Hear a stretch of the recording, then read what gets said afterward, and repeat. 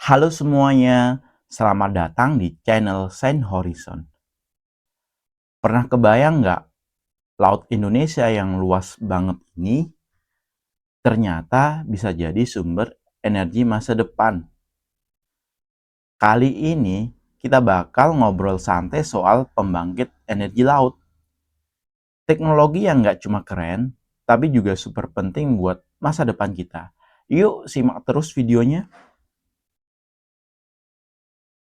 Jadi gini, pembangkit energi laut itu teknologi yang memanfaatkan energi dari gelombang, arus, pasang surut, atau bahkan perbedaan suhu air laut buat menghasilkan listrik. Bayangin deh, alam kita bisa bantu nyalain lampu-lampu rumah kita, apalagi Indonesia kan negara kepulauan yang punya garis pantai super panjang, potensinya gede banget. Nah, selanjutnya jenis-jenis pembangkit energi laut. Yang pertama, pembangkit gelombang laut. Energi dari naik turunnya gelombang laut dimanfaatkan buat gerakin generator. Ada teknologi kayak pelampung atau turbin terapung. Keren banget kan? Yang kedua, pembangkit arus laut. Nah, ini kayak turbin angin, tapi di bawah air. Memanfaatkan air arus laut atau pasang surut buat hasilin energi. Yang ketiga, pembangkit pasang surut. Air pasang dan surut yang beda ketinggian bisa dimanfaatin buat muter turbin, biasanya pakai bendungan kecil. Yang keempat, pembangkit panas laut atau OTEX. Yang ini lebih canggih, pakai perbedaan suhu air laut yang atas, yang hangat, dan bawah yang dingin. Yang kelima, pembangkit salinitas. Memanfaatkan perbedaan kadar garam antara air laut dan air tawar. Teknologinya masih dikembangkan, tapi prospeknya menjanjikan. Indonesia punya potensi energi laut sekitar 60 gigawatt. Lokasi-lokasi seperti Selat Riau, Selat Sunda, Selat Lombok, dan Selat Alas itu sumber energi besar yang siap dimanfaatkan. Tapi ya, masih banyak PR buat bikin teknologi ini lebih efisien dan ramah lingkungan. Penelitian mengenai energi laut di Indonesia telah menunjukkan perkembangan yang signifikan. Dalam beberapa tahun terakhir, berikut adalah beberapa temuan. Yang pertama, terkait potensi energi laut di Indonesia. Kementerian Energi dan Sumber Daya Mineral (ESDM) melalui Balai Besar Survei dan Pemetaan Geologi Kelautan (BBSPGL) telah mengidentifikasi 17 lokasi di perairan Indonesia dengan potensi energi laut mencapai 60 gigawatt. Lokasi-lokasi tersebut meliputi Selat Riau, Selat Sunda, Selat Lombok, dan Selat Alas. Sumber dari Matires. Selanjutnya, Indonesia memiliki berbagai sumber energi laut, potensi energi arus laut, gelombang, dan konversi energi termal laut.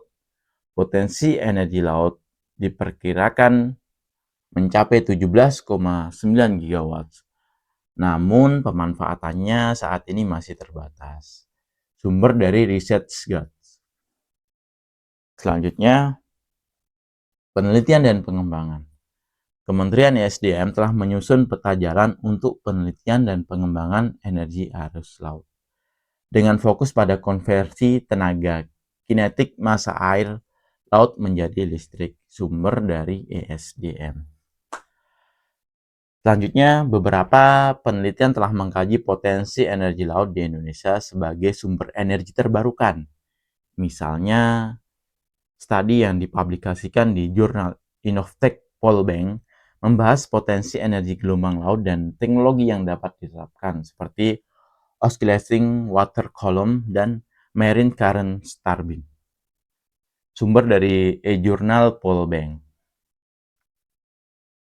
Tantangan dan prospek.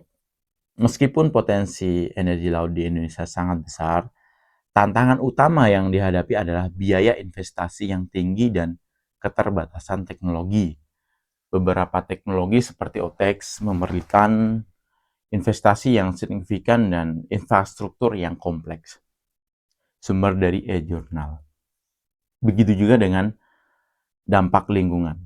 Pengembangan energi laut juga harus mempertimbangkan dampaknya terhadap ekosistem laut. Oleh karena itu, penelitian lebih lanjut diperlukan untuk memastikan bahwa pemanfaatan energi laut dilakukan secara berkelanjutan.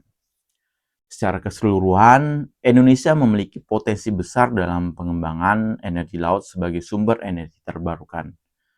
Namun, diperlukan upaya lebih lanjut dalam penelitian, pengembangan teknologi, dan investasi untuk memanfaatkan potensi ini secara optimal dan berkelanjutan. Keuntungan dan tantangan energi laut. Keuntungan yang pertama, energi terbarukan nggak bakal habis. Yang kedua, ramah lingkungan karena emisi karbonnya sangat rendah banget. Yang ketiga, stabil dan bisa diprediksi. Sedangkan tantangannya yang pertama, biayanya mahal karena teknologinya masih baru. Yang kedua, ada risiko buat ekosistem laut, jadi harus hati-hati. Yang ketiga, lokasinya nggak semua cocok buat energi laut. Buat masa depan Laut Indonesia. Kalau teknologi ini terus dikembangin, pembangkit energi laut bisa bantu banget buat bikin energi Indonesia lebih bersih dan berkelanjutan. Masa depan yang cerah banget kan?